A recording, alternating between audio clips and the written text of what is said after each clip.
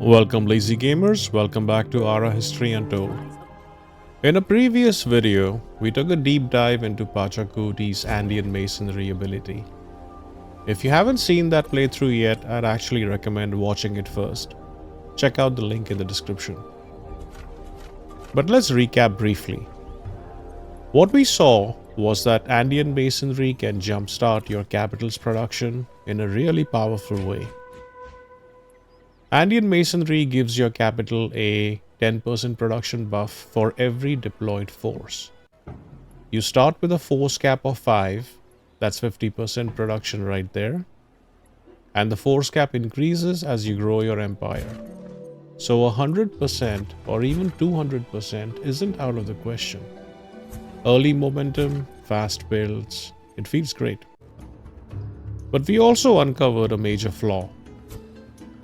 The moment you end up in a war, whether you choose it or it's forced on you, and you start losing units, your capital's production takes a big hit. That early momentum disappears fast. And in a game like this, it's not realistic to expect every war or every battle to go your way. You will lose units, often. When that happens, production times stretch out. Recovery gets harder, and you end up in what I'd call a reverse snowball, where any setback from a unit loss makes the next one more likely. So I spent some time thinking about how to mitigate this, and it really comes down to a few specific principles. First, build and deploy units until you hit your force cap, and plan to have a few units in reserves. Those reserves matter more than they look like on paper. Second, only after reaching your force cap should you pivot into things like scouts, workshops, farms, and settlers. Production first, infrastructure second. Third, you need a clear growth plan for your capital. Getting it to 5 population as early as possible is critical. That usually means planning for a granary or a butcher shop. Grain stores and cured meats are excellent early amenities you need to plan for. At 5 population, you earn your first expert. Slot that expert into your great hearth. The production and science boost from that single move can completely change the trajectory of your game. Fourth, raise security in at least one city. There are a few ways to do this.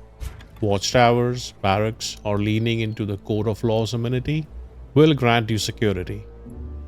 If you can stack more than one of these, even better. Fifth, once you unlock 3-unit formations or higher, start producing units and reforming your singles into those formations. Deploy them in your high security city. This is where your military backbone should live. And only then, once these conditions are met, should you fully return to sim mode and resume broader development. If you are forced into war before the setup is in place, you're in for a steep uphill climb. In this playthrough, things really fell apart during the war with China. We held our own for a while, and with a few different decisions, we could have come out ahead. But that's the reality of these games. Not everything goes according to plan. What does tend to hold true are the underlying principles, though. In this case, my security was marginal, and that was likely the primary reason the war dragged on for so long. Wu Zetian kept sending wave after wave of units, even after we shifted from defense to offense. And if your science is weak, it's only a matter of time before you're forced to face units that simply outclass yours. One final point, and this is important. Cavalry will make or break your war game. Without it, you can defend reasonably well, but I don't see a clear path beyond that.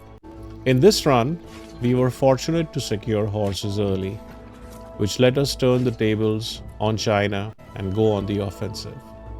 Even then, it was a grind. Better planning around security and science would have made a huge difference. And that's the trade-off. When we are focused on unit production early, we are often neglecting everything else. Balancing that, especially on Grand Duke difficulty, is hard. And on even higher difficulties, build times get longer, growth is slower, and every early decision matters just a little bit more.